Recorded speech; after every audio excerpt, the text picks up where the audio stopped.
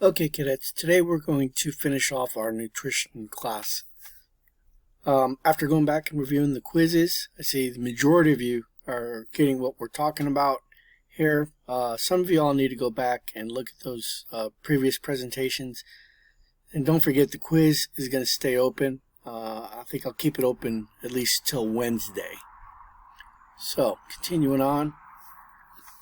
Guys, we kind of talked about this just before the last class. I sped up, but nutrition labeling is kind of important to understand. Whenever you're buying your food, you need to look at your labels and understand that they're listed in the order of the most used ingredient. So this one here, it's milled corn and then sugar.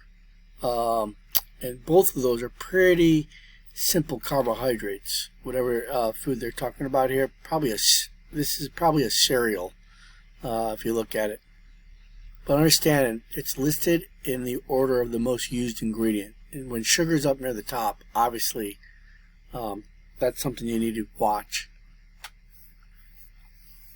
Okay, looking at your serving size, you need to look at the calories and the calories from fat. And it's not going to come out and tell you that a food is high fat. In this one right here, you see that there's zero fat, and that's probably a good food to have. We recommend 2,000 calories per day.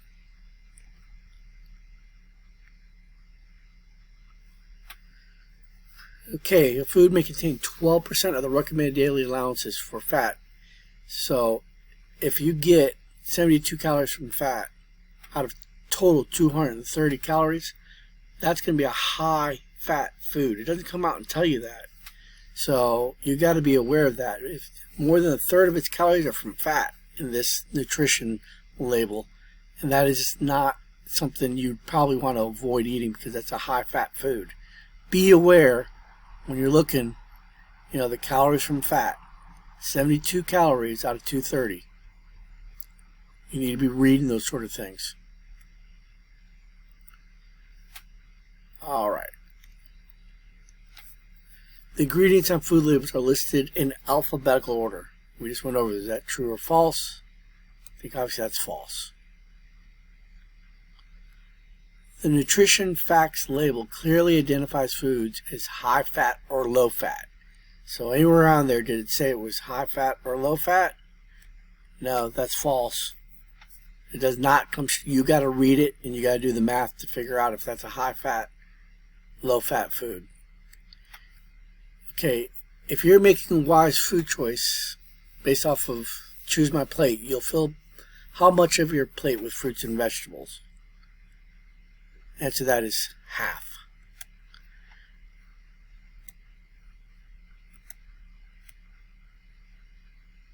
Okay.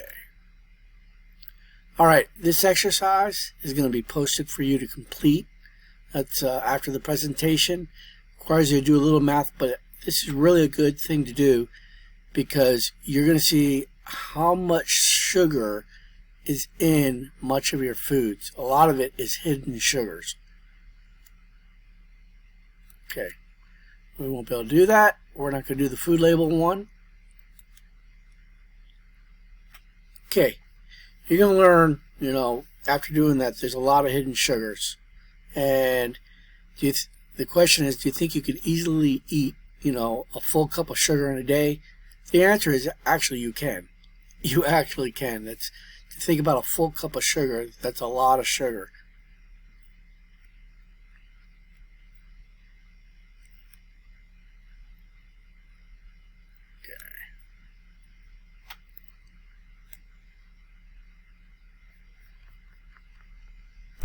Okay, as a part of your assignment today, I posted the Unit 2 textbook. I want you to go back and read page 232 to page 235 in the Unit 2. It's making wise food choices and finding your food exercise balance. And just make note of what you read there. This is just a review of the nutrition class. We're going to go over the key words. Some of these you've probably seen. Appetite is food you like to eat, the body's signal that you need something, or the psychological desire for food. It's the psychological desire for food. A measure of energy in food is calories, fat, carbohydrates, or protein. That one is calories. Blank are the sugars and starches that provide your body with the most of its energy. That is either proteins, carbohydrates, fats, or cholesterol. You all should know that that is carbohydrates. A waxy substance used by the body to build cells and hormones and to protect nerve fibers is saturated fat, essential amino acids, cholesterol, and legumes. Those are cholesterol. Blank are substances that help control fluid levels and maintain normal potassium levels in the body. I don't know if we went over that. Trans fats, essential amino acids, legumes, or electrolytes, and that's going to be the electrolytes. Blank are small units that make up protein that the body cannot make. They must come from the food you eat. We talked about that in lesson 1. That is your essential amino acids. The physical need for food is called that hunger, taste, diet, nutrition. That's your hunger.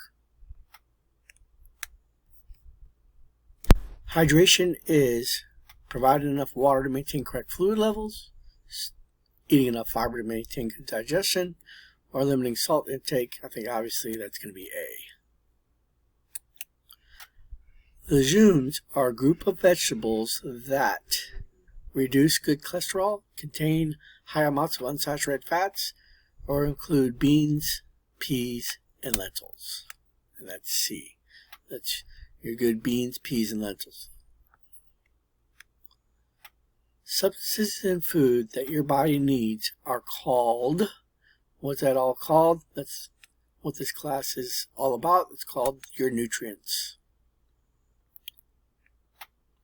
Obese means very thin, very overweight, unhealthy, sedentary. And that's very overweight. Protein is a nutrient your body uses to build, repair, and maintain cells and tissues, give you quick energy, build strong bones and healthy teeth. And that's obviously talking about build, repair, and maintain cells and tissues. When you're working out, needing the muscle, that's where you try to get more protein. Fats that are solid at room temperature, and we went over that. Is that your trans fats are unsaturated, your bad cholesterol are saturated. And if you're paying attention, that's obviously your saturated fats. Blank are artificial fats made when hydrogen gas reacts with oil. We thought that's the worst kind of fats. Is that unsaturated, trans, or polyunsaturated? That's your trans fats. Unsaturated fats are fats that are liquid at room temperature, contain no cholesterol, or occur naturally in fatty meats. And we talked about that. So those are the ones that are liquid. That's like your oils, vegetable oil, and that sort of thing. All right. So overall, how can you improve your nutrition? Go back and look at the first exercise we did and evaluate that, your favorite foods. And just all you do is look at that and think, is there a way that you can start eating healthier? Are there smarter food choices that you can make to help you live a healthier life? And if you do that, you go back and you start paying attention to what you eat and what's going into your body, you're going to be better for that. So hopefully you got something out of the nutrition class. Like I said, the quiz is still open. Go back and get 100 on that quiz. But that's all we've got on nutrition. And hopefully you've learned something and you're going to make smarter food choices. Careful about the amount of sugars you're putting into your body, the fats you're putting into your body, cholesterol, all those things, so that you can live a healthier life. I mean, you're young right now, but over time, if you make these bad food choices, it could lead to, diseases, obesity, diabetes, and that sort of thing. So hopefully you got something out of this, and that's all we have for today.